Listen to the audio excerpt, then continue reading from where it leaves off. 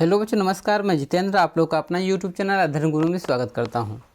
बच्चों, आज का टॉपिक है जीन बोंदा, जिनको हम जीन बोडिन के नाम से भी जानते हैं। इस टॉपिक के पहले हमने आपको प्लेटो, अरस्तु, Cicero, Saint Augustine, Saint Thomas Aquinas और मैकियावेली के बारे में पढ़ाया है। आज का टॉपिक है जीन बोडिन। इसके बाद हम जो वीडियो लाएंगे वो रहेगा आपका वीडियो थॉमस हॉब्स के बारे में। चलिए आज का टॉपिक देखते हैं जीन बोडिन के बारे में। इनका जीवन परिचय क्या है। जीन बोंदा 1530 में इनका जन्म है और 1596 ईस्वी में इनका जो है देहांत हो जाता है।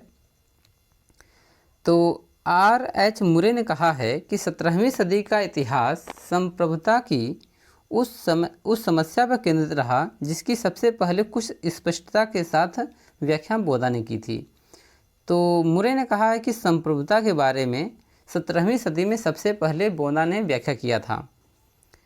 इनका जीवन परिचय रहा है कि बोंदा का जन्म 1530 ईस्वी में फ्रांस के एक नगर एंजर्स में हुआ था। तो फ्रांस का एक नगर है एंजर्स, यहीं पर इनका जन्म हुआ और उन्होंने टोल्यूज विश्वविद्यालय में शिक्षण प्राप्त किया। टोल्यूज विश्वविद्यालय में पढ़े और कुछ समय तक यहीं पर न्यायशास्त्र के व्याख्याता के रूप में इन्होंने कार्य भी किया है। इसके बाद थोड़े समय के लिए एक वकील और उसके बाद लंबे समय तक फ्रांस के राजा हेनरी तृतीय के सलाहकार के रूप में कार्य किए। तो यहाँ पर एक राजा का नाम है हेनरी तृतीय, इनके बारे में थोड़ा व्याख्या करेंगे अभी कुछ समय बाद। तो इन्होंने सलाहकार बनकर के फ्रांस में कार्य किया। यह फ्रांस की पार्लियामेंट स्टेट्स जनरल का भी कुछ समय के लिए सदस्य रहे। तो फ्रांस में एक पार्लियामेंट है जिसका नाम है स्टेट्स जनरल, वहाँ पे सदस्य रहे। इस प्रकार उन्हें कहा जा सकता है कि राजनीति तथा प्रशासन का न केवल सैद्धांतिक ज्ञान था वरन व्यवहारिक अनुभव भी था। अभी तक हम लोगों ने देखा है कि इनके पहले जितने भी दार्शनिक हुए हैं इन्होंने केवल अपना जो ज्ञान है सिद्धांत के रूप में दिया है, परंतु यह सैद्धांतिक रूप से भी और इनको जो है व्यवहारिक अनुभव भी प्राप्त था। बोंदा का अध्ययन केवल राजनीति तक सीमित नहीं था, अपितु वह एक दार्शनिक, इतिहासवेत्ता, समाजशास्त्री आदि सभी में कुछ न कुछ योगदान दिए हैं। उनके राजनैतिक विचार 1576 ईस्वी में प्रकाशित एक ग्रंथ जिसका नाम है Republic D Republic Libre six अर्थात 6 बुक्स कंसर्निंग द स्टेट में मिलता है। तो पुस्तक का नाम है 6 बुक्स कंसर्निंग द स्टेट। ये पुस्तक काफ़ी महत्वपूर्ण है, इसके बारे में अभी हम जिक्र करेंगे। तो बोंदा के जीवन काल में फ्रांस में राजनीतिक चिंतकों के प्रमुखतः 2 वर्ग थे।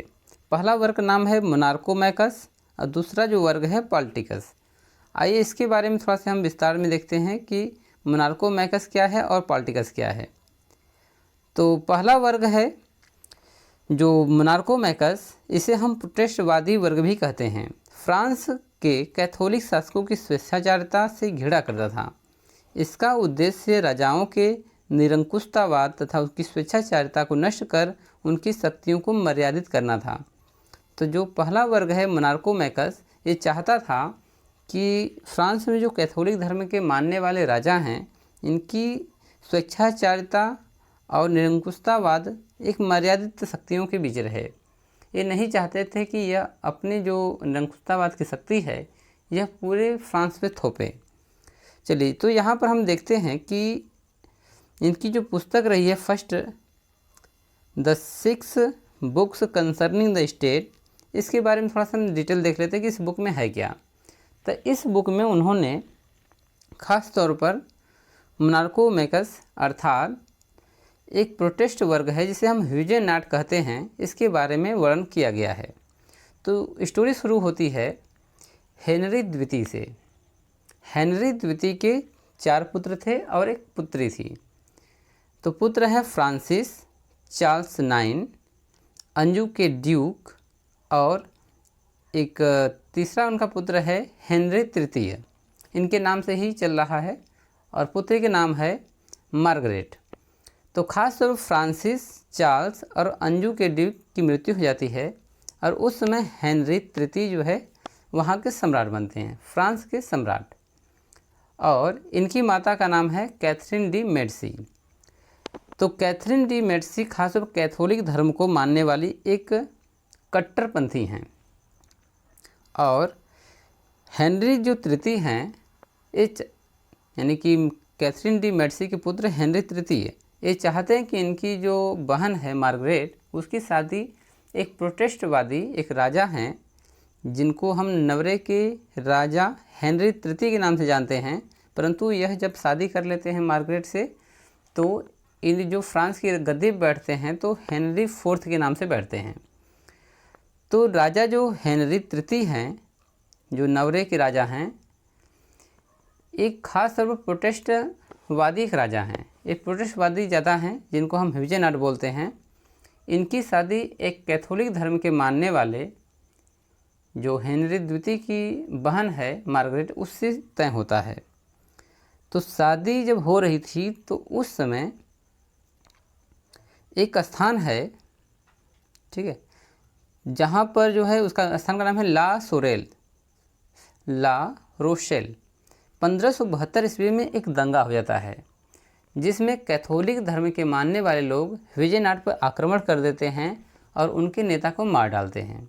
माना जाता है कि इस युद्ध में लगभग 5000 से लेकर के 30,000 तक के बीच कोई भी संख्या हो सकती है मारे गए थे।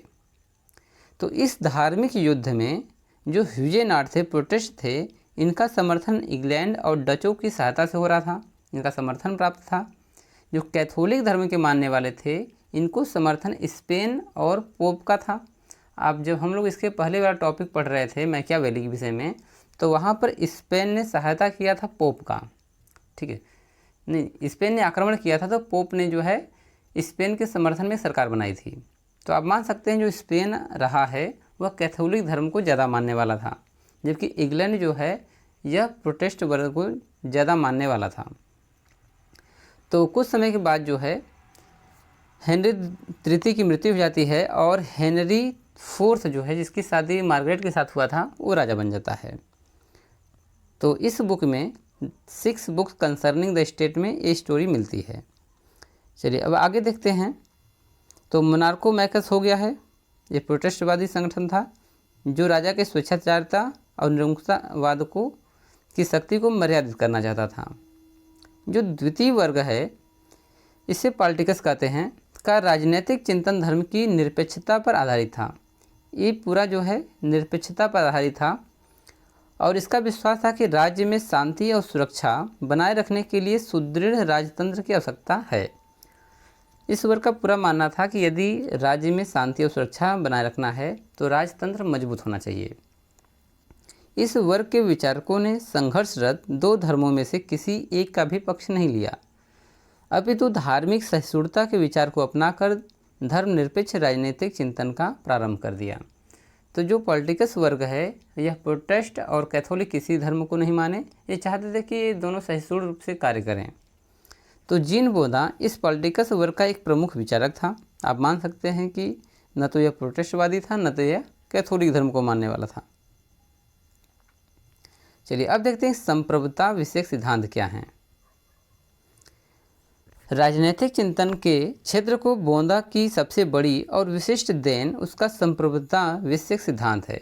यदि हम बोंदा को याद कर रहे हैं तो इसलिए याद कर रहे हैं क्योंकि इन्होंने संप्रभुता के विषय में सिद्धांत प्रस्तुत किया था।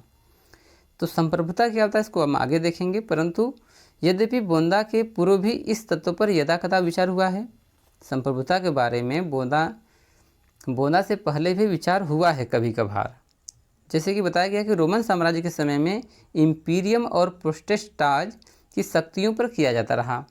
फिर भी बोंदा का इस बात पर गर्व करना न्यायपूर्ण है कि संप्रभुता का स्पष्ट और विस्तृत प्रतिपादन सबसे पहले उसी ने किया था। तो संप्रभुता के बारे में विस्तृत और स्पष्ट जानकारी जो है सबसे पहले बोंदा ने किया था। ये इसके लिए इसके पक्ष में बातें की जाती हैं। यद्यपि व्यवहार के अंतर्गत निरंकुश राजतंत्र के संप्रभुता का उसी रूप में प्रयोग किया जाता था जिस रूप में उसका उल्लेख बोंदा ने किया है। तो यदि भी कहा जा रहा है कि निरंकुश राजतंत्र की संप्रभुता का पालन उसी प्रकार किया गया जैसा कि बोधा ने लिखा था। तो मैके वर्ग ने लिखा है कि संप्रभुता की धारणा से पूर्व विचारक अनभिज्ञ थे। तो संप्रभुता की धारणा से पूर्व विचारक जो पिछले दिनों में जो हुए हैं, प्लेटो, अरस्तु, Cicero, Saint Augustine, Saint Thomas Aquinas, Machiavelli, ये सभी लोग जो है अनभिज्ञ थे, इनको जानकारी नहीं था कि संप्रभुता होता क्या है। लेकिन बोधा ने ही सबसे पहली बार इस विषय पर क्रमवत सिद्धांत प्रस्तुत किया। ये मैकेवर्ग का कहना है कि पूर्ववर्ती जितने भी दार्शनिक हुए हैं इनको संप्रभुता के बारे में नहीं पता था, परंतु बोधा ने संप्रभुता के विषय में सबसे पहले बताया था। सेबाइन के शब्दों में सेबाइन क्या कहते हैं? संप्रभुता के बारे में बोधा के सिद्धांत को सर्वमान्य रूप में उनके राजनीतिक दर्शन का सबसे महत्वपूर्ण अंग मान लिया गया। चलिए, संप्रभुता का स्वरूप बोधा के अनुसार सामाजिक जीवन के अन्य संगठनों की तुलना में राज्य का विशेष लक्षण उसकी संप्रभुता है। तो बोधा मानते हैं कि सामाजिक जीवन में या अन्य संगठन किसी की भी तुलना में राज्य का सबसे विशेष लक्षण उसकी संप्रभुता है। संप्रभुता क्या है? जैसे कि एक राज्य की पहचान होती है, जो एक तरह से कह दो कि एक राज्य की आत्मा है। ठीक है, संप्रभुता जो है एक राज्य की आत्मा हम मान सकते हैं, जिसके बिना उस राज्य का कुछ भी पहचान नहीं होता है। चलिए आते हैं संप्रभुता के बारे में। संप्रभुता की परिभाषा बोधा ने इन शब्दों में की थी। अब इसकी परिभाषा के बारे में बता रहे हैं कि संप्रभुता नागरिकों और प्रजाजनों के ऊपर एक ऐसी सर्वोच्च शक्ति है जो विधियों द्वारा मर्यादित नहीं की जा सकती। तो बोधा कहते हैं कि संप्रभुता जो है नागरिक और प्रजाजन, इनके ऊपर एक ऐसी शक्ति कार्य करती है जो कि विधियों द्वारा या कानून द्वारा यह मर्यादित नहीं होती है। इसका तात्पर्य है कि राजा अपने नागरिकों और प्रजाजनों पर किसी प्रकार का कोई भी कानून बनाने का अधिकार रखता है। तो राजा के पास ये शक्ति होती है कि वह अपने प्रजा के ऊपर किसी भी प्रकार का कानून बना सकता है। वह उन्हें मनमाने मनचाहे आदेश दे सकता है और अपने प्रदेश में जैसी चाहे वैसी व्यवस्था कर सकता है। इन विषयों के संबंध में उस पर किसी कानून या नियम का प्रतिबंध नहीं है। इसकी इच्छा ही सबसे बड़ा कानून है और उसकी शक्ति सर्वोच्च होती है। तो जितने भी राज्य हैं उनमें जो राजा है उसको किसी प्रकार का प्रतिबंध नहीं है। वह किसी अपने नागरिकों के ऊपर, अपने प्रजा के ऊपर किसी प्रकार का भी कानून बना सकता है। तो यह संप्रभुता का लक्षण है। ठीक है, संप्रभुता के अंतर्गत वह कुछ भी कर सकता है। यदि उसके हाथ में शक्ति है तो वह किसी भी प्रकार का कानून बना सकता है, उसको लागू कर सकता है और यह किसी कानून द्वारा कंट्रोल नहीं किया जा सकता। चलिए आगे देखते हैं कि संप्रभुता की विशेषताएं क्या हैं। बोधा के अनुसार या बोधा के द्वारा संप्रभुता की जो विवेचना की गई है उसके अनुसार संप्रभुता के प्रमुख रूप से 3 लक्षण बताए जा सकते हैं, जो इस प्रकार हैं। चलिए, संप्रभुता के 3 लक्षण हैं, जिसमें से पहला है संप्रभुता सर्वोच्च एवं निरपेक्ष शक्ति है। तो बोधा का मानना है कि जो संप्रभुता है वो सबसे बड़ी शक्ति है और एवं निरपेक्ष शक्ति है, यानी इसका कुछ भी तोड़ नहीं है। तो बोधा के द्वारा सर्वप्रथम संप्रभुता की सर्वोच्चता और संप्रभुता पर बल दिया गया। यह सर्वोच्च शक्ति सभी के लिए कानून का निर्माण करती है, पर स्वयं किसी से आदेश प्राप्त नहीं करती है। तो बोधा कथन है कि जो संप्रभुता है वह एक सर्वोच्च शक्ति के रूप में कार्य करती है। यह लोगों के लिए कानून तो बना सकती है, पर यह किसी कानून के द्वारा कंट्रोल नहीं होती है। स्वयं बोधा के शब्दों में संप्रभुता का सबसे बड़ा विशेषाधिकार तो इस बात में है कि यह न केवल व्यक्तियों के लिए वरन समस्त जनता के लिए बिना उसकी सहमति के ही कानून प्रदान करती है। तो संप्रभुता के पास एक शक्ति है, या कहा जाए कि संप्रभुता के अंतर्गत एक ऐसी शक्ति कार्य करती है जो जनता के लिए उनके बिना सहमति के कानून बनाने का अधिकार देती है। वह इन कानूनों के निर्माण में न तो अपने से श्रेष्ठ लोगों से और न ही बराबर वाले या छोटों से अनुमति प्राप्त करती है। अगर संप्रभु अपने से श्रेष्ठ लोगों से समर्थन प्राप्त करता है तो राजा स्वयं प्रजा बन जाता है। अगर वह बराबरी के लोगों से समर्थन प्राप्त करता है तो अन्य लोग उसकी सत्ता के भागीदार बन जाते हैं। और अगर वह सीनेट के सदस्यों जैसे अपने से निम्न लोगों का समर्थन प्राप्त करता है तब वह संप्रभु शक्ति से वंचित हो जाता है। तो एक सम्राट के लिए, एक राजा के लिए जो संप्रभुता की शक्ति इस प्रकार समझाई गई है कि एक सम्राट जो कि कानून बना सकता है, यदि वह अपने से बड़े से एक तरह सलाह लेता है कि किसी प्रकार का कानून बनाया जा सकता है या अनुमति लेता है तो वह एक तरह से खुद ही प्रजा बन जाएगा। यदि वह अपने के बराबर किसी सहायता लेता है तो उस संप्रभुता का जो सिद्धांत कानून है उसके बराबर जो है कई भागों में बढ़ जाएगा। परंतु यदि वह अपने से निम्न किसी सहायता लेता है या सीनेट के सदस्यों से समर्थन प्राप्त करता है तब वह संप्रभु शक्ति से वंचित हो जाता है, यानी कि जो संप्रभुता की शक्ति है वह राजा के कंट्रोल में नहीं होती है। संप्रभुता की सर्वोच्चता और निरपेक्षता को स्पष्ट करने के लिए वह संप्रभु द्वारा किए जाने वाले कुछ कार्यों का उल्लेख करता है। जैसे संप्रभु युद्ध की घोषणा कर सकता है। यदि युद्ध लड़ना है तो किसी सलाह क्यों लेना, वह खुद ही आदेश देता है कि युद्ध की घोषणा कर सकता है, युद्ध होगा। शांति की स्थापना करना, जो संप्रभु है वह शांति की स्थापना कर सकता है। तीसरा कार्य है, जो चीज़ कानून की परिधि के बाहर मालूम होती है उसे भी अपने कानून द्वारा नियंत्रित और पूर्ण करता है। तो संप्रभु जो है वह अपने कानून की परिधि के बाहर की चीज़ों को भी कंट्रोल करने का कार्य करता है। उसे ऊंचे से ऊंचे प्रशासक की अपील सुनने का परमाधिकार प्राप्त है। प्रशासकों को विशेष अधिकार प्रदान करने और जब चाहे तब उसे इस अधिकार को छीनने का इसके पास अधिकार होता है। तो जो संप्रभु होता है वह प्रशासनिक सेवा में लगे जितने भी प्रशासक हैं इनकी बातें सुन सकता है और उनकी नियुक्ति कर सकता है और जब चाहे उनको हटा भी सकता है।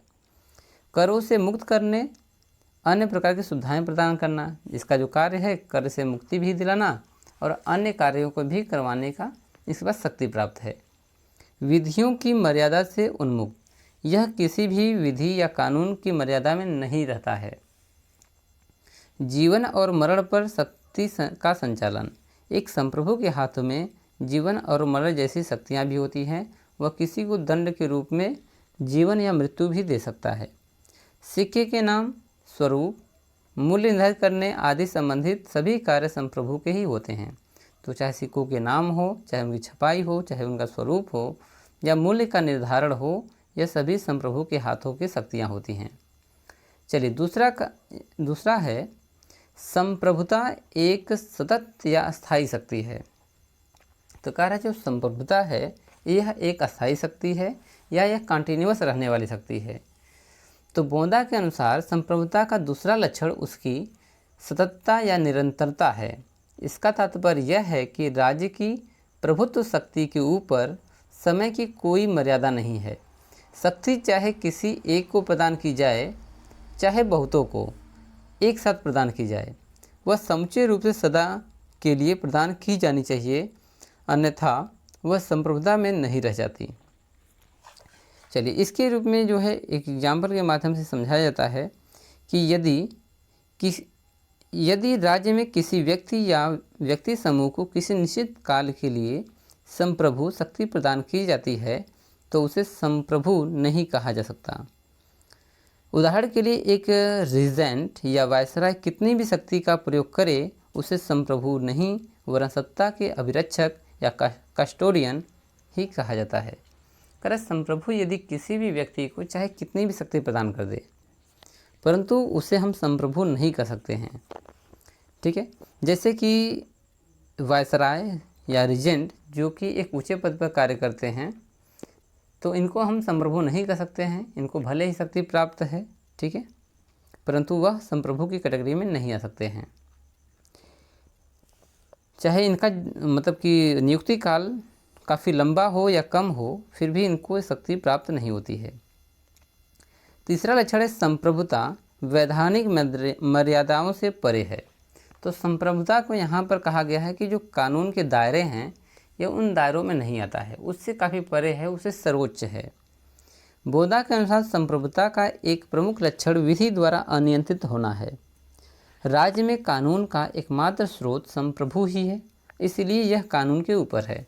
तो राज्य में जो कानून बनाने का कार्य है वह संप्रभु का होता है, वह सम्राट का होता है, इसलिए वह उस कानून के दायरे से ऊपर कार्य करता है, क्योंकि जो कानून बनाता है तो वह कानून से ऊपर हो सकता है। इस संबंध में यह स्मरणीय है कि बोधा के अनुसार संप्रभु उन कानूनों से ऊपर नहीं है जिसका निर्माण वह स्वयं नहीं करता है। तो कहा गया है कि यदि संप्रभु ऐसे कानून नहीं बना पाता है या उसके बस में नहीं है तो वह उससे ऊपर भी नहीं हो सकता है। यथा प्राकृतिक कानून बताया गया कि जैसे कि प्राकृतिक कानून जिसमें प्रकृति का कानून चलता है, दैवी कानून और राष्ट्रों के कानून। राष्ट्रों के कानून का मतलब है कि कई राज्य मिलकर के एक राष्ट्र का निर्माण कर रहे हैं, तो उसका जो कानून बनेगा तो उस संप्रभु से ऊपर होगा। संप्रभु केवल उन नागरिक तथा विधेयात्मक कानूनों के ऊपर है जिसका निर्माण उसने स्वयं ही किया है। तो यहाँ बोधा कहते हैं कि संप्रभु या संप्रभुता का जो कार्य है यह जो है केवल उन्हीं के ऊपर कार्य कर सकते हैं जो कानून बनाते हैं। कानून के दायरे में आने वाले, चाहे वो नागरिक हों चाहे कानून हो, उन्हीं के ऊपर होते हैं ये।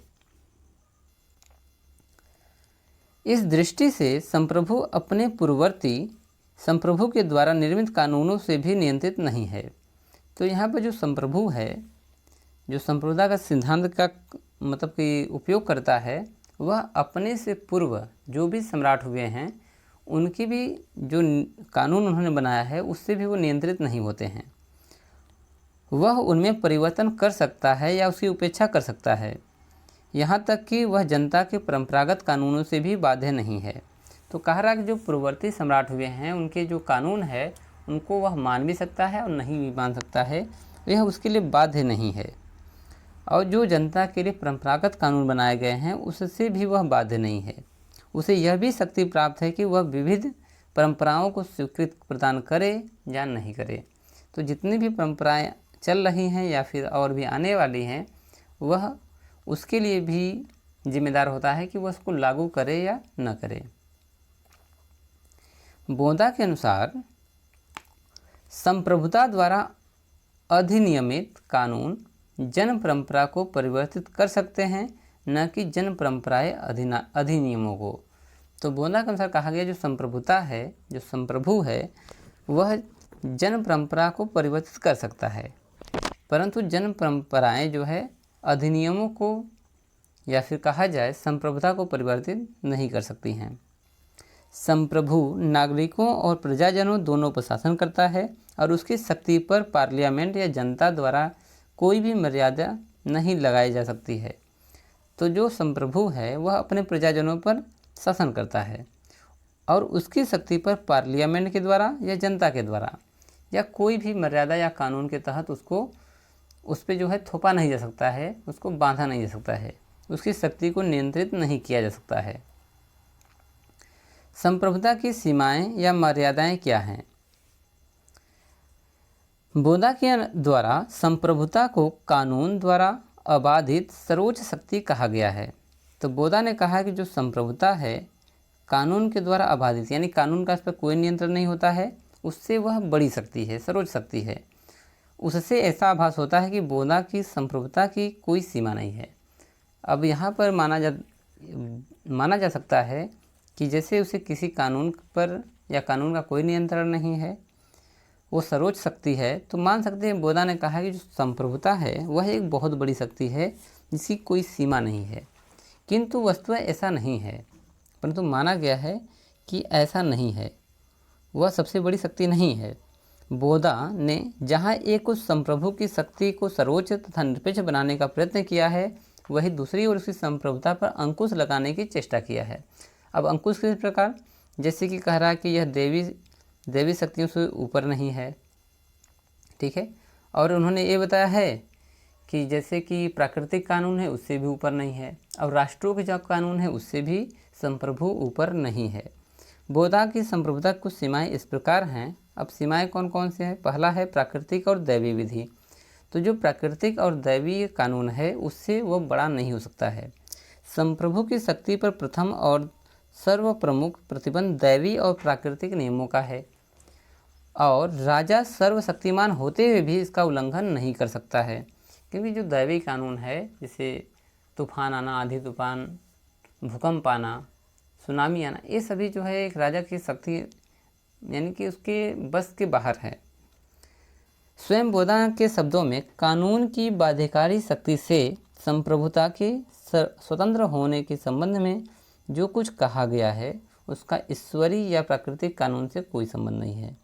तो बोधा ने कहा है कि कानून की बाध्यकारी शक्ति से प्रभुसत्ता के स्वतंत्र होने के संबंध में जो कुछ भी कहा गया वह ईश्वरीय कानून यानी कहा जाए दैवी कानून और प्राकृतिक कानून के संबंध इसमें कुछ भी नहीं है, यह अलग है वह अलग है। उसके अनुसार यद्यपि संप्रभु शासक सर्वोच्च और निरंकुश होता है, वह मानता है कि संप्रभु का जो शासक है वो सर्वोच्च और निरंकुश है और उसकी इच्छा ही कानून होती है, फिर भी ईश्वर और प्रकृति के नियमों का उल्लंघन नहीं कर सकता है।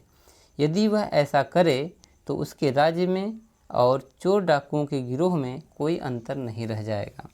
यदि एक संप्रभु दैवी कानून और प्राकृतिक कानून का उल्लंघन करता है तो उसकी तुलना की गई है कि वह एक चोर डाकू की भांति होगा।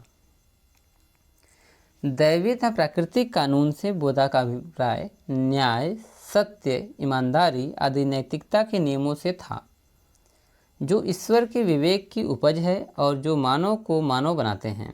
तो दैवीय कानून के अंतर्गत उसने बताया कि ईमानदारी आता है, नैतिकता आती है, न्याय आता है, सत्य आता है। तो इसका जो है ना ये अपने आप जो है ईश्वर द्वारा प्रदान की गई चीज़ें हैं।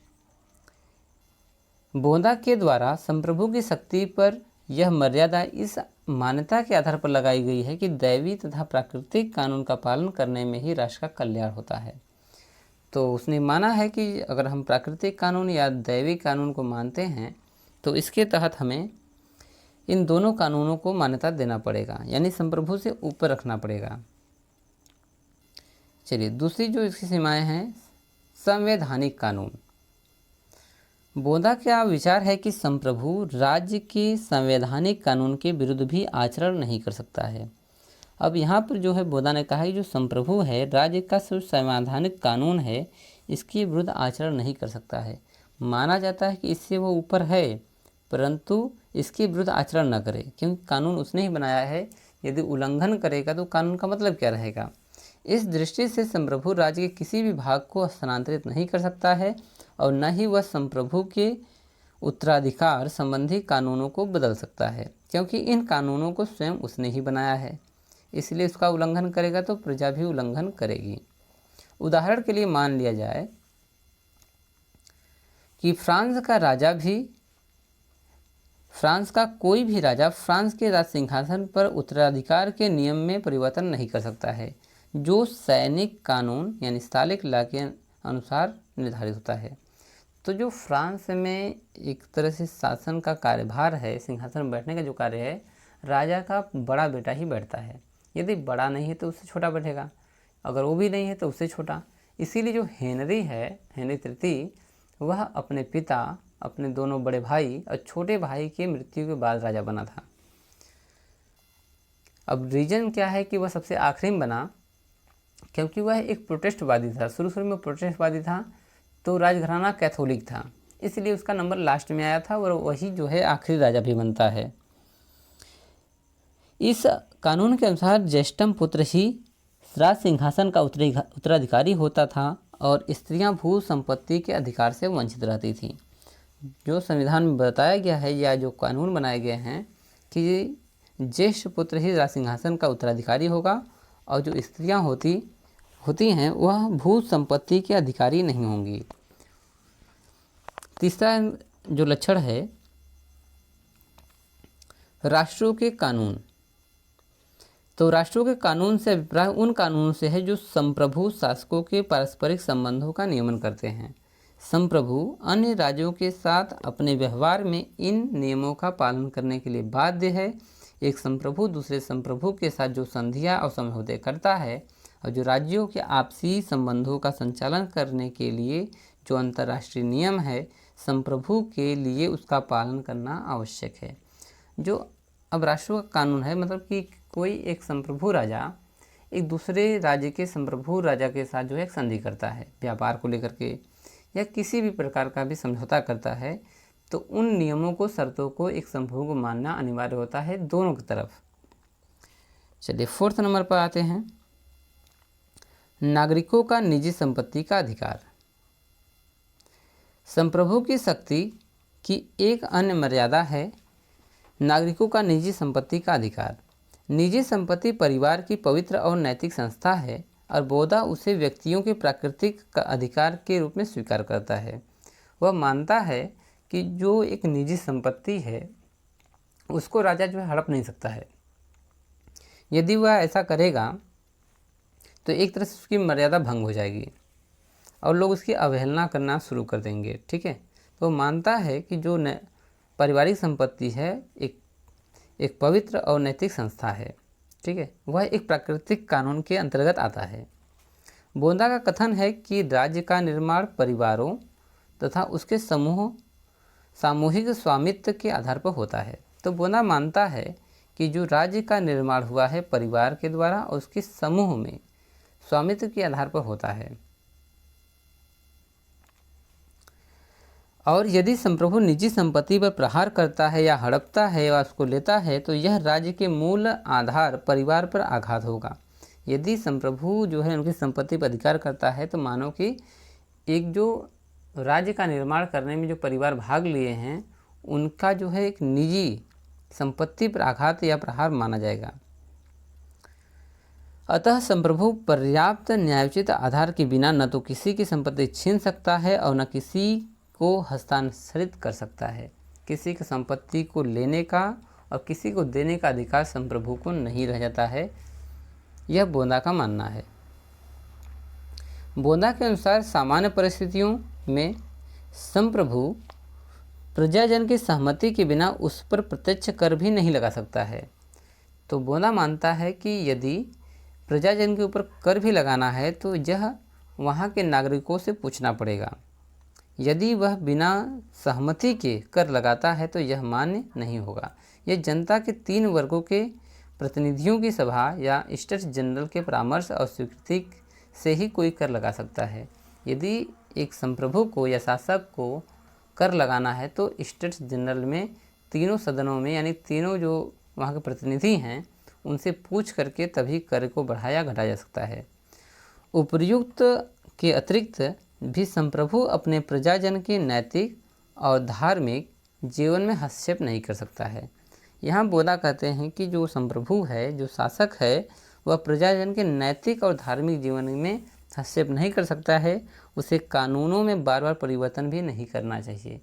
यद्यपि उसे वैसा करने का कानूनी अधिकार प्राप्त है, फिर भी कानून में ज़्यादा लगातार या फिर हमेशा जो है बदलाव नहीं करते रहना चाहिए। चलिए अब आते हैं संप्रभुता की धारणा में असंगतताएं और अस्पष्टताएं क्या हैं। तो बोंदा की संप्रभुता विषयक धारणा अनेक अस्पष्टताओं, असंगतताओं और विरोधों से परिपूर्ण है। तो आप लोगों ने देखा कि संप्रभुता के बारे में जहाँ पर वो कहते हैं कि राजा को शक्ति जो है एक तरह से निरंकुश शासक बना रहे हैं, वहीं पर वह जो है उनको कंट्रोल करने का भी प्रयास कर रहे हैं। तो कहा जा सकता है कि ये दोनों बातें कर रहे हैं, जिससे कि इनकी बातें अस्पष्ट और असंगत सी या फिर कहा जाए विरोधों से परिपूर्ण हैं। एक ओर तो वह संप्रभुता को कानून से अबाधित सर्वोच्च शक्ति मानते हैं और दूसरी तरफ वह संप्रभुता पर अनेक मर्यादाएं भी आरोपित करते हैं। यह निश्चित रूप से एक असंगतिपूर्ण स्थिति है। तो यहाँ वह बोंदा जो है ये कहते हैं कि जो संप्रभु है वह सभी कानून से ऊपर है और सर्वोच्च शक्ति है, फिर भी उसे एक मर्यादा में बांध रहे हैं। ठीक है, वो भी मर्यादा किस प्रकार की? कर से, संपत्ति से, यानी प्राकृतिक कानून, इन सभी से बांध रहे हैं। तो यहाँ पर एक विरोधाभास उत्पन्न होता है।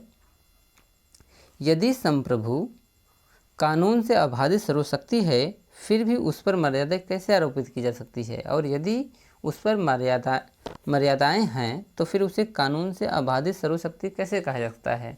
यहाँ विरोधाभास उत्पन्न होता है, दोनों बातें की गई हैं।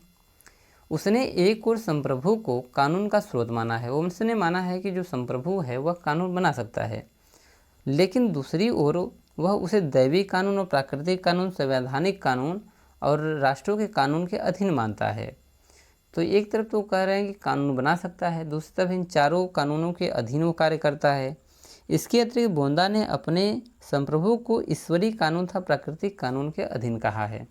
तो बोंदा ने यह भी कहा गया कि जो संप्रभु है वह प्राकृतिक कानून और ईश्वरीय कानून के तहत कार्य करता है, उनके अंदर कार्य करता है, लेकिन ईश्वरीय कानून क्या है इसके बारे में उसने कुछ भी नहीं बताया है। तो उन्होंने कहा प्राकृतिक कानून, ईश्वरीय कानून जो है, प्राकृतिक कानून के बारे में तो उन्होंने बताया, ईमानदारी हो गया, ठीक है, परंतु जो ईश्वरीय कानून है इसके बारे में कोई भी जानकारी उन्होंने नहीं दिया है कि आखिर ईश्वरीय कानून कैसे कार्य करता है और एक संप्रभु को इसके अंतर्गत कैसे कार्य करते रहना चाहिए। बोंदा के इस बात का भी उत्तर नहीं देता कि यदि संप्रभु प्राकृतिक विधियों का पालन नहीं करता तो उसके विरुद्ध कार्रवाई कौन करेगा और क्या दंड देगा, और वह प्राकृतिक विधि का पालन करता है या नहीं, इस बात का निर्णय कौन करेगा। अब यहाँ पर जो बोंदा ने कहा है कि प्राकृतिक कानून के अंतर्गत जो है एक राजा को, सम्राट को कार्य करना चाहिए, परंतु यह कौन निर्धारित करेगा कि वह प्राकृतिक नियमों के हिसाब से कार्य कर रहा है कि नहीं कर रहा है, और प्राकृतिक नियम है क्या, ये कौन निर्धारित करेगा। संप्रभु प्रजाजनों पर सर्वोच्च शक्ति है। संप्रभु जो है, एक सम्राट जो है, शासक जो है, प्रजाजनों की यानी सर्वोच्च शक्ति है। दूसरी ओर वह नागरिकों की निजी संपत्ति के सामने नितांत असहाय है। अब यहाँ बोंदा ने कहा है कि जो नागरिक हैं उनकी जो निजी संपत्ति है उस पर किसी शासक का हक नहीं है कि वह उसको लूटे या फिर किसी को दे दे। तो यहाँ पे असहाय समझ में आता है, तो वह कैसे जो है सर्वशक्ति प्राप्त कर सकता है। इस प्रकार उसके सारे सिद्धांत में इतनी विरोधाभास और अस्पष्टताएं हैं कि किसी निश्चित परिणाम तक या परिणाम पर नहीं पहुंचा जा सकता। तो उसने बहुत सारी, एक तरह संप्रभु को या संप्रभुता को सर्वशक्ति बताया है, फिर भी उस पर बहुत सारी मर्यादाएं थोप दिया है। इस प्रकार कहा जा सकता है कि उसके जो है सिद्धांतों में काफ़ी विरोधाभास है।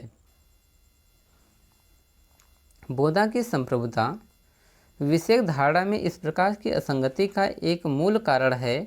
बोंदा ने तात्कालिक परिस्थितियों की दृष्टि में रखते हुए शांति और व्यवस्था बनाए रखने के लिए राजतंत्र को आवश्यक मानते हुए राजतंत्र के समर्थन में संप्रभुता की धारणा का प्रतिपादन किया।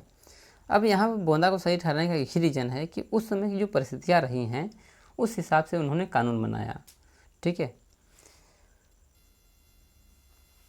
चलिए, लेकिन दूसरी ओर वह मानवीय नैतिकता का प्रेमी था। अब माना गया है कि एक तरफ तो उसने जो है उस समय की परिस्थितियों को देखते हुए जो है संप्रभुता का सिद्धांत तो दे दिया, परंतु नैतिकता का भी प्रेमी है। अब नैतिकता का यदि प्रेमी है तो नैतिकता को बचाने के लिए वह एक सम्राट पर, संप्रभु पर मर्यादाएं भी थोप रहा है, और मर्यादित राजतंत्र उसकी अपनी इस धारणा के अनुकूल नहीं था कि शक्ति औचित्य का आधार नहीं होती है।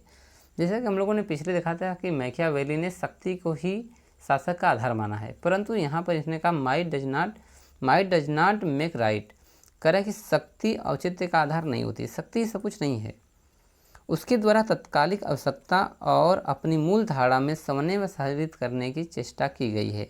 उसी के कारण उसकी धारणा में इस प्रकार की असंगतियाँ उत्पन्न हो गई हैं। चलिए आगे देखते हैं बच्चों। तो वस्तुतः न तो उसने संप्रभुता की धारणा का पूर्ण विश्लेषण किया है और न ही संभवतया यह उसका उद्देश्य था। कारण चाहे जो भी रहा हो, उसकी संप्रभुता विषयक धारणा में अनेक असंगतियाँ विद्यमान है, जिसे आगे चल करके हॉब्स ने दूर किया। तो अगला जो टॉपिक हम पढ़ाएंगे थॉमस हॉब्स के बारे में, तब देखेंगे कि संप्रभुता का सिद्धांत क्या है और जो यहाँ बोंदा ने गलतियाँ की है उसको हॉब्स ने कैसे दूर किया है। चलिए, किंतु इन असंगतियों तथा विरोधों के होते हुए बोंदा का संप्रभुता का विचार राजनैतिक चिंतन के इतिहास में बहुत महत्व रखता है। आज की परिस्थितियों में भले ही हमें उसकी संप्रभुता विषयक धारणा साधारण मालूम हो, लेकिन 16वीं सदी के लिए यह निश्चित रूप से नवीन और क्रांतिकारी विचार था और यही आगे चलकर राष्ट्रीय राज्य का विकास का आधार बना। तो हम मानते हैं कि आज की जो संप्रभुता का सिद्धांत है वह कुछ और है। बोधा जो है आज के संप्रभुता सिद्धांत में जो है उतने खरे नहीं उतरते हैं, परंतु 16वीं सदी में यह बिल्कुल एक नया कानून था, क्योंकि अभी तक इनके पहले जितने भी सम्राट हुए हैं इन्होंने दैवी शक्ति या फिर प्राकृतिक शक्ति पर ज़्यादा विश्वास किया है, नैतिकता पर ज़्यादा विश्वास किया है, परंतु यहाँ पर जो है ये बिल्कुल अलग समझ में आते हैं। मैक्सी के शब्दों में बोधा पहला व्यक्ति था जिसने संप्रभुता के सिद्धांत की सुस्पष्ट विवेचना और इसे राजनीतिक शास्त्र का महत्वपूर्ण सिद्धांत बताया। तो मैक्सी ने कहा है कि बोधा वो पहले व्यक्ति हुए हैं, यानी जीन बोडीन, जिन्होंने संप्रभुता के सिद्धांत को बहुत अच्छे ढंग से राजनीतिक शास्त्र के महत्वपूर्ण सिद्धांत को बताया है, क्योंकि जो यहाँ पर संप्रभुता है वह राजनीति शास्त्र का एक महत्वपूर्ण टॉपिक है। चलिए आगे देखते हैं बच्चों, आधुनिकता का अग्रदूत। तो आधुनिकता के अग्रदूत में मैकियावेली भी आते हैं और बोधा भी आते हैं, तो इन दोनों की तुलना की गई है। चलिए तुलना देखते हैं। राजनीतिक चिंतन के इतिहास में यह प्रश्न बहुत अधिक विवादपूर्ण है कि राजनीतिक शास्त्र में आधुनिक प्रवृत्तियों को प्रारंभ करने का वास्तविक श्रेय बोधा को है या मैकियावेली को, क्योंकि मैकियावेली ने बहुत सारी अवधारणाएं दी थी तो बोधा ने भी यहाँ दिया है। तो यहाँ पर एक तरह से क्लियर नहीं होता है कि आखिर अग्रदूत कौन है। इस दृष्टि से इन दोनों विचारकों की तुलना निश्चित रूप से रोचक और ज्ञानवर्धक हो जाती है। तो अब मैकियावेली जो पिछला टॉपिक हमने पढ़ाया था, बोधा, इन दोनों का जो अध्ययन है वो काफ़ी रोचकपूर्ण होता है। चलिए, डनिंग, सेबाइन, मुरे और W.T. जोन्स आदि कुछ महत्वपूर्ण लेखकों का मत है कि मैकियावेली ने कुछ आधुनिक प्रवृत्तियों का श्रीगणेश अवश्य किया, किंतु इन्हें विकसित करने और पूर्ण बनाने का श्रेय बोधा को ही जाता है। इसलिए बोधा को ही आधुनिकता का अग्रदूत जो है समझा जाना चाहिए। तो काफ़ी जो विचारक हैं उन्होंने कहा है कि स्टार्टिंग तो भले ही मैकियावेली ने किया है, परंतु जो आधुनिक स्वरूप है वह बोधा ने प्रदान किया है। ठीक है, डॉक्टर फास्टर ने संकेत किया है कि मैकियावेली में आधुनिकता का निर्माण करने वाली दो शक्तियाँ, पुनर्जागरण और सुधारवाद, में केवल एक ही शक्ति पुनर्जागरण का प्रतिनिधित्व करता है। तो फास्टर ने कहा कि जो मैकियावेली हैं वह आधुनिकता के दो शक्तियों, जो पुनर्जागरण और सुधारवाद है, इसमें पहली पुनर्जागरण पर ही काफ़ी उन्होंने बातें किया है, जबकि सुधारवाद पर नहीं किया है। जबकि बोधा ने इन दोनों शक्तियों का प्रतिनिधित्व मिलता है। अब बोधा के अंदर जो है पुनर्जागरण और सुधारवाद दोनों मिलता है। इस संबंध में निम्नलिखित आधारों पर बोधा और मैकियावेली की तुलना करते हुए बोधा के पक्ष में का समर्थन किया गया है। तो अब मैकियावेली को जो है आधुनिक जो राजनीति के अग्रदूत हैं, इनको उपाधि नहीं मिलती है, जबकि बोधा को प्राप्त हो जाती है। अब इसका जो रीजन रहा है, पहला, एक वैज्ञानिक विचारक। माना गया है कि जो बोधा है एक वैज्ञानिक विचारक हैं। यद्यपि मैकियावेली ने मध्य युग के अंधविश्वासों और मान्यताओं को राजनीति से पृथक करते हुए एक नवीन युग का सूत्रपात किया है, परंतु मैकियावेली को एक विचारक की अपेक्षा राजनीतिज्ञ कहना ही अधिक उचित होगा। अब उसने अपना सारा ध्यान सामाजिक समस्याओं को सुलझाने पर ही केंद्रित किया है। तो मैकियावेली ने जो जितने भी अपने कार्य किए हैं वह समस्याओं को सुलझाने का कार्य किया है, और उसे एक हम राजनीतिक चिंतक भी मान सकते हैं। विविध रूप में किसी सिद्धांत का प्रतिपादन नहीं किया। तो विविध रूप में किसी सिद्धांत का प्रतिपादन नहीं किया है, जो पिछली चीज़ें थी उसमें सुधार किया है। बोधा ने सही रूप से एक विचारक की भांति अपने सिद्धांतों, अपने विचारों को तर्क की कसौटी पर कसने का चेष्टा किया है। अब बोधा के जो तर्क रहे हैं बिल्कुल नए रहे हैं। तो इस प्रकार जो है अपने विचारों और तर्कों की कसौटी पर कसने का चेष्टा जो है बोधा ने किया है। तो प्रोफेसर डनिंग के शब्दों में बोधा राजनीतिक सिद्धांत को उस स्वरूप और प्रणाली में पुनः लौटा लाए जिससे वह यह अरस्तु के बाद विपथगामी हो चुकी थी, तथा उसे उन्होंने वैज्ञानिक स्वरूप प्रदान किया। वास्तव में उन्होंने उस कार्य को जिसे मैकियावेली ने प्रारंभ किया था पूरा किया। अब कहा गया कि जो सुधारवाद का जो सिद्धांत रहा है राजनीतिक सिद्धांत में, वह अरस्तु से शुरू हुआ परंतु कुछ समय के लिए भटक गया। अरस्तु के बाद बहुत सारे लोग आए, जैसे सिसरो आ गए, सेंट थॉमस एक्विनास आ गए, सेंट ऑगस्टाइन आ गए। इन सभी के समय में ये बिल्कुल भटक गया था, परंतु मैकियावेली ने इसको एक पटरी पर लाया और इसको पूरा करने का श्रेय जो है बोंदा को जाता है। ये प्रोफेसर डनिंग कहते हैं। दूसरा है अध्ययन पद्धति। अब यहाँ पर जो है बोंदा को अग्रदूत कहने का जो रीजन्स है वह अध्ययन पद्धति से भी आता है। बोंदा तथा मैकियावेली दोनों ही मध्य युग की निगमनात्मक पद्धति को छोड़कर आधुनिक युग की आगात्मक विशेषतया ऐतिहासिक पद्धति को अपनाया। लेकिन इन दोनों की स्थिति में एक महत्वपूर्ण अंतर है कि मैकियावेली की अध्ययन पद्धति का एक प्रमुख दोष यह है कि उसने इतिहास का निष्पक्ष आलोचनात्मक अध्ययन नहीं किया। मैकियावेली ने कभी भी इतिहास को निष्पक्षता के रूप में आलोचना नहीं किया है, वरन पहले से निश्चित किए गए अपने विचार की पुष्टि हेतु उसने इतिहास का अनुशीलन कर अपने पक्ष का समर्थन करने के प्रमाण ढूंढे हैं। मैकियावेली की इस अपूर्णता को बोंदा ने दूर कर दिया। उसने ऐतिहासिक अध्ययन के आधार पर यह दिखाने की चेष्टा की कि विश्व और मानवता के विकास की ओर जा रही है और उसने विकास के सूत्रों को इतिहास से संबद्ध किया है। तो यहाँ पर बोंदा ने जो है इतिहास से कुछ चीज़ें नहीं लिया है, इन्होंने अपने तर्क के हिसाब से कहा है कि एक इंसान का अगर विकास करना है तो इस रास्ते पर चलना पड़ेगा। बोंदा ने अपनी एक अन्य पुस्तक का नाम है a method for easy understanding of history में इस पद्धति का बड़ी स्पष्टता और विस्तार के साथ प्रतिपादन किया है तथा विधि शास्त्र के तुलनात्मक ऐतिहासिक अध्ययन की आधुनिक पद्धति को प्रारंभ किया है। तो पुस्तक का नाम आप लोग याद कर लीजिए, a method for easy understanding of history. Dunning के अनुसार बोंदा की रचना वैज्ञानिक राजनीति के इतिहास में एक युग का निर्माण करती है। तो डनिंग मानते हैं कि जो बोंदा की रचना है वह वैज्ञानिक राजनीति के इतिहास में एक युग का निर्माण करती है।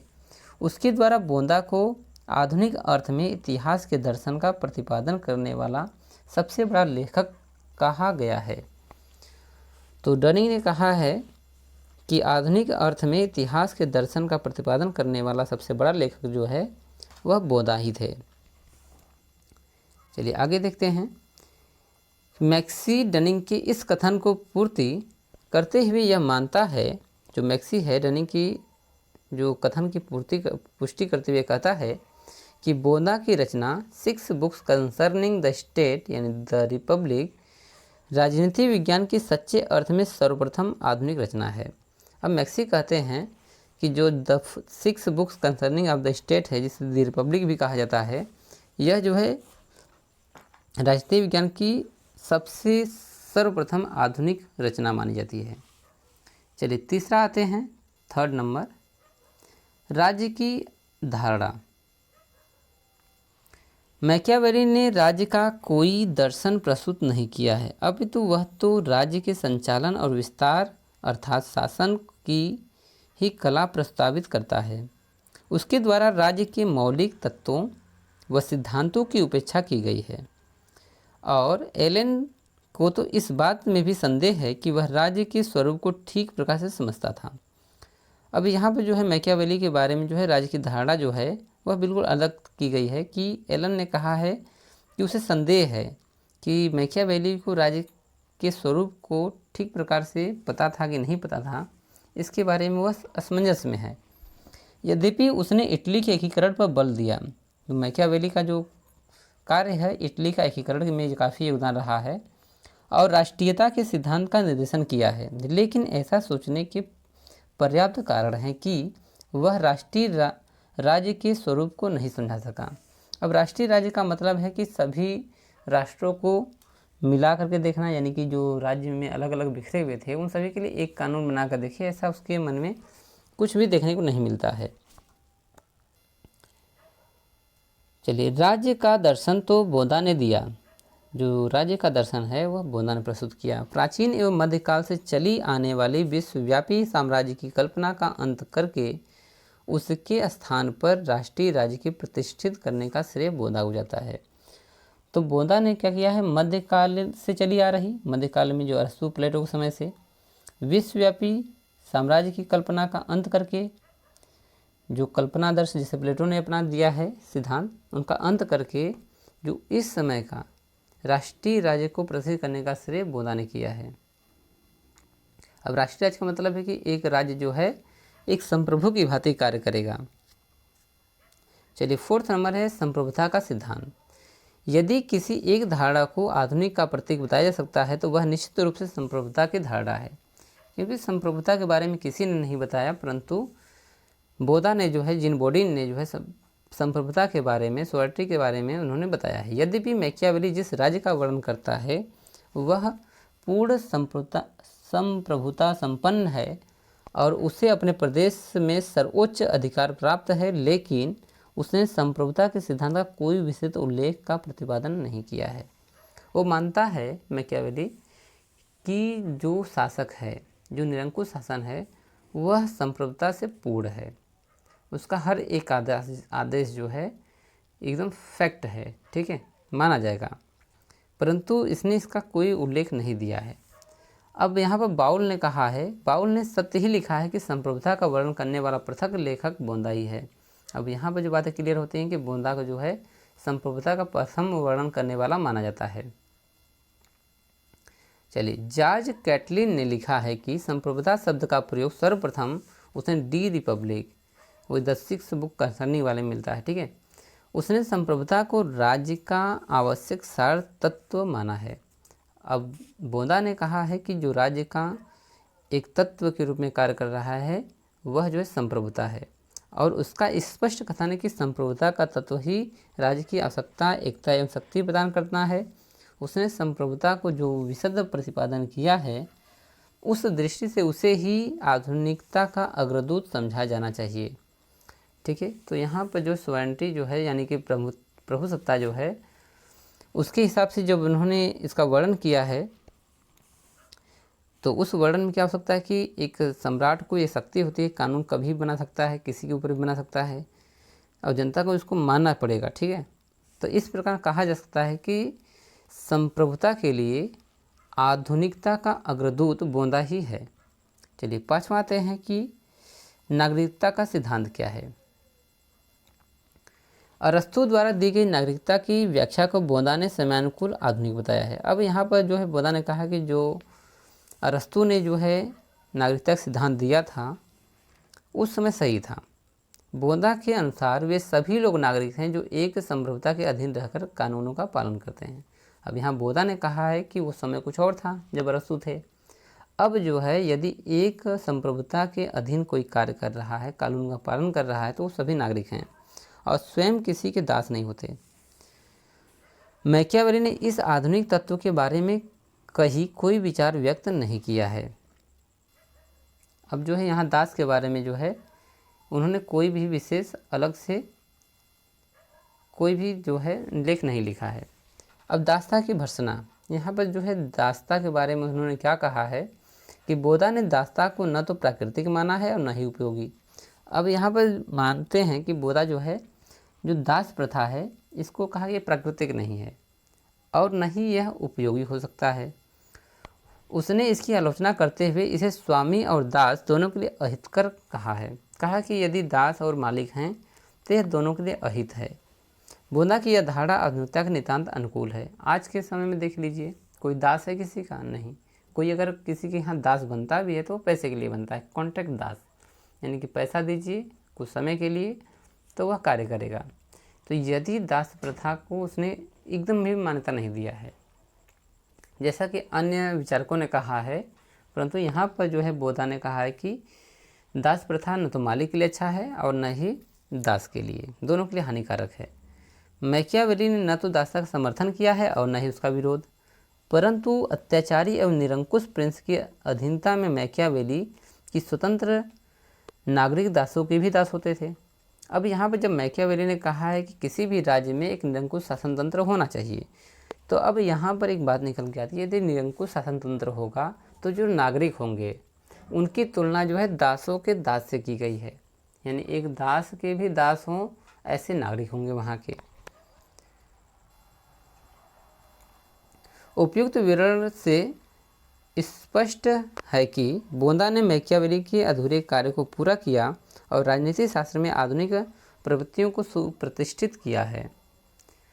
तो यहाँ पर जो है बोंदा ने मैकियावेली के अधूरे कार्य को पूरा करने का प्रयास किया गया है।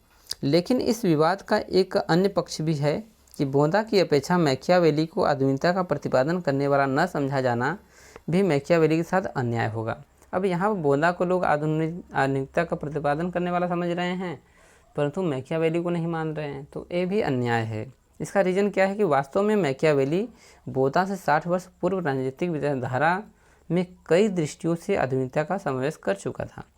चूँकि दोनों का कालखंड एक नहीं है, अब जो है बोंदा से 60 वर्ष पहले मैकियावेली था, तो उस समय उसने जो कुछ भी ऐड किया उस समय आधुनिक था। 60 साल के बाद आधुनिकता बदल गई तो बोंदा ने कुछ दे दिया। तो इस प्रकार उसको जो है यानी कि बोंदा को ही केवल श्रेय देना अच्छा नहीं है। मैकियावेली सबसे पहला राजनीतिक चिंतक है जिसने राजनीतिक समस्याओं के संबंध में मध्ययुगीन कैथोलिक चिंतन का निश्चयात्मक रूप से परित्याग कर दिया था। तो यहाँ पर जो मैकियावेली ने कैथोलिक चिंतन का निश्चय रूप से परित्याग कर दिया था, जबकि इस समय जो है जब जीन बोलीन हेनरी तृतीय के सलाहकार हैं, तो हेनरी तृतीय जो है एक तरह प्रोटेस्टवादी है, मतलब कि कैथोलिक धर्म को न मानने वाला है। इस प्रकार जो कि युद्ध होता है, तो यहाँ पर कहा गया कि जो त्याग आज एक सम्राट कर रहा है, जिन बोलीन कर रहे हैं, वह तो मैकियावेली बहुत पहले कर चुका था। बोंदा के संबंध में एक बात यह है कि यदि एक ओर बोंदा में आधुनिकता के अनेक तत्व हैं तो दूसरी ओर उसमें आधुनिकता के प्रतिकूल भी कुछ तत्व देखे जा सकते हैं, यथा मध्ययुगीन रूढ़ियों और विशेषाधिकारों का समर्थन, धार्मिक मान्यताओं का प्रस्ताव यानी प्रभाव और संवैधानिक परंपराओं की मान्यता आदि। संभवतः ही इसने ही लक्ष्य करते हुए सेबाइन ने कहा है कि बोंदा का राजनीतिक दर्शन प्राचीन तथा अर्वाचीन का विचित्र सम्मिश्रण है। अब यहाँ सेबाइन ने कहा है कि जो बोंदा का जो राजनीतिक दर्शन है वह प्राचीन काल और जो आधुनिक काल है इसका विचित्र यानी कि विचित्र सम्मिश्रण है, मिला जुला है। वह बिना आधुनिक हुए भी मध्ययुगीन में भी नहीं रहा। कहा कि वह बिना आधुनिक हुए मध्ययुगीन में भी नहीं रह पाया। इस दृष्टि से भी यह मानना उचित है कि बोंदा की अपेक्षा आधुनिकता की प्रवृत्ति मैकियावेली में अधिक थी। अब यहाँ पर सेबाइन कहते हैं कि अगर ऐसा देखा जाए कि जो बोंदा है न तो मध्यकालीन रह पाए न आधुनिक रह पाए, तो इस प्रकार से देखा जाए तो मैकियावेली जो है आधुनिक हो गए क्योंकि उन्होंने बदलाव किया। इस दृष्टि से यह भी मानना उचित है कि बोंदा के अपेक्षा आधुनिकता की प्रवृत्ति मैकियावेली में अधिक थी, लेकिन इसके साथ ही यह भी तथ्य है कि मैकियावेली विशुद्ध राज्य दर्शन का प्रतिपादन नहीं कर सका और क्रमबद्ध राजनैतिक दर्शन के प्रतिपादन तथा उसे आधुनिक स्वरूप प्रदान करने का श्रेय बोंदा को ही जाता है। तो यहाँ पर विशुद्ध राजनीति का जो है यानी राज्य का निष्कर्ष जो है यह मैकियावेली नहीं कर पाए, परंतु यहाँ पर बोंदा ने कर दिया था। निष्कर्ष निकलता है, निष्कर्ष रूप से यही कहा जा सकता है कि व्यवहारिक राजनीतिक चिंतन तथा ऐतिहासिक काल की दृष्टि से बोंदा की अपेक्षा मैकियावेली आधुनिक चिंतन का प्रतिपादक है, परंतु एक क्रमबद्ध सैद्धांतिक विचारधारा का प्रतिपादन करके राजनैतिक चिंतन को आधुनिक स्वरूप प्रदान करने के नाते बोंदा को सर्वप्रथम आधुनिक राजनीतिक चिंतन माना जाना चाहिए। अब निष्कर्ष ये निकलता है कि मैकियावेली ने आधुनिकता पे तो कार्य किया था, परंतु उसने क्रमबद्ध कुछ भी नियम नहीं दिया। तो बोंदा ने क्या किया कि इन्होंने एक क्रमबद्ध सैद्धांतिक विचारधारा प्रस्तुत किया, जिसके कारण इन्हें सर्वप्रथम आधुनिक राजनीतिक चिंतक माना जाता है। मैकियावेली की दृष्टि में क्रियात्मक राजनीति तक सीमित थी। बोंदा ने इसे दर्शन का स्पर्श देकर विशाल और पूर्ण बनाया तथा इसे आधुनिक राजनीतिक शास्त्र का रूप प्रदान किया। तो मैकियावेली की दृष्टि में देखा जाए तो राजनीति क्रियात्मक यानी क्रियात्मक राजनीति तक सीमित था, जो चल रहा है उसमें बदलाव होना चाहिए। बोधा ने दर्शन का स्पर्श दे करके इसे पूर्ण कर दिया और आज आधुनिक राजनीतिक शास्त्र का एक स्वरूप प्रदान किया है। तो मैं मानता हूँ कि आपको ये वीडियो समझ में आया होगा। धन्यवाद।